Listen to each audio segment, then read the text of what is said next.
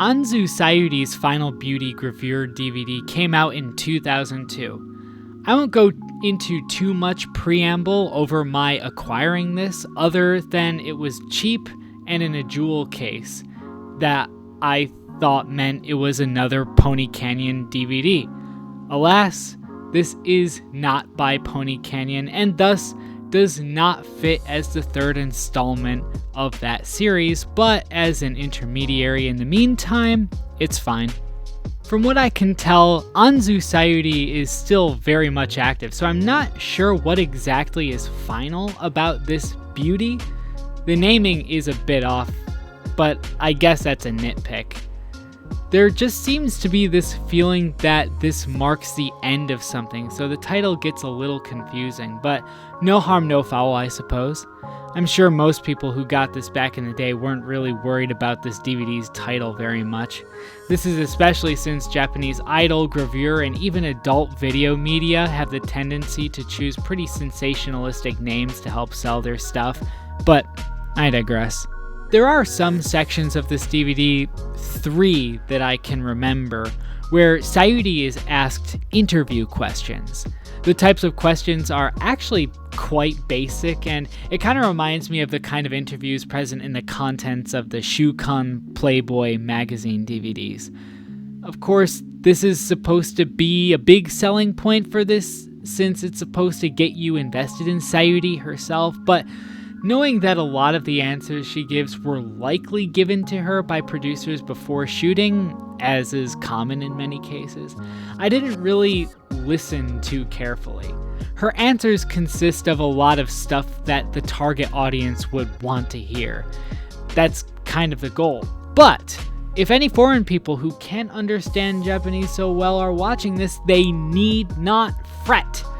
The interview questions are answered in voiceover with montages of Sayuri in various gravure shots, so there's plenty of eye candy for them to enjoy in lieu of the standard Q&A taking place in the background. This DVD consists of a pretty large number of scenes, but since its runtime is only a little over 40 minutes, these scenes don't last particularly long. There are some fascinating ones though. There's one where she's in a store shopping around. She ends up buying some stuff before the scene ends, and at first one might not think much of it. The question might just be, okay, why are we in a store? But we've all kind of gotten used to that, right? We live in a day and age where everyone has powerful digital camera technology on them at all times in their pocket, ready to be used at a moment's notice. And indeed, we are in an age where many social media influencers and entertainers take these small form cameras into stores and to do their mischief in public to get candid reactions from those around them. But it was when I noticed one lady walking by staring directly into the camera with an expression that seemed to be asking why someone was taking video there, I realized that this was 2002. The person shooting this scene might actually be 2 people, and judging by the quality of the image, this is a pretty serious piece of equipment they are shooting with. In some strange way, this moment made me realize just how much times have changed in the last 2 decades since the release of this DVD. It's extraordinary, the technologically driven cultural shift that has occurred since then. Speaking of cameras and shooting video, the cinematography here is also pretty interesting. We get a lot of really great close-up shots. In my limited experience with these early digital video releases, these early cameras are excellent at getting high-quality images in close-ups.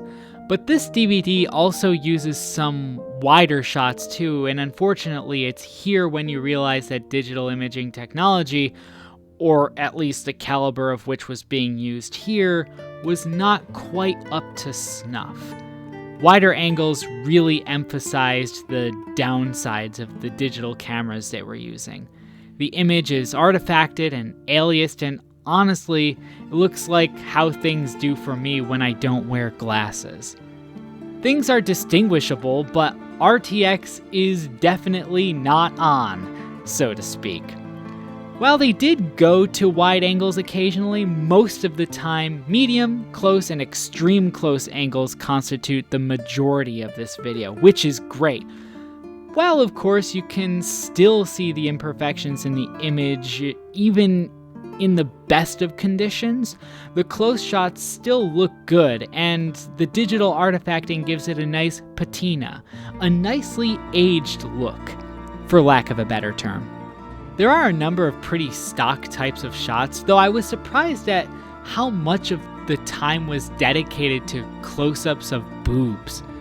Of course, they are part of the whole point this is being made in the first place, but other DVDs I've seen in the past have at least tried to make it look like they weren't going just for that, but Final Beauty pulls no punches in this regard.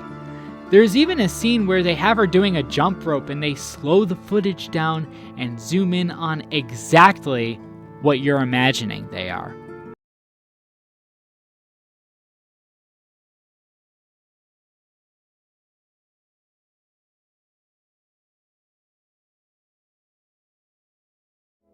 Of course, in 2024, this kind of thing can be come across easily on places like Facebook or Instagram Reels every 20 seconds, but from a Gravure DVD in 2002 that wasn't a full-blown JAV, that's pretty edgy.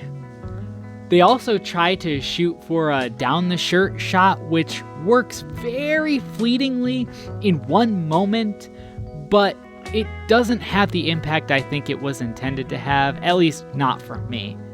That being said, it goes without saying that Sayuri here is very attractive, and I can't imagine it was hard to find an angle that worked for her. She honestly looks great at every angle. There is a big emphasis on the scene where she's under sheets, and a lot of the close-ups look like they could be used as album cover art, especially for that time in the early 2000s. There is also one shot that was definitely more on the erotic side, probably the most arrow shot in this DVD, and again, I couldn't help but to think that this was pretty daring for the time, although again, can be found pretty cheaply and even more explicit in the wild on social media these days. Final Beauty featuring Anzu Sayuri is an interesting example of a Gravure DVD. It doesn't quite have the vacation feel as the Pony Canyon DVDs did, nor is it completely along the lines of a Shukan Playboy DVD. It exists somewhere between them, though which it is closer to is difficult to discern. It flies by quickly, and you might find yourself revisiting it just because there was so much to take in, you definitely missed something. To some, it might be kind of standard fare for a Gravure material. For others, it might be a time capsule to a world long lost, or maybe something much less deep than that.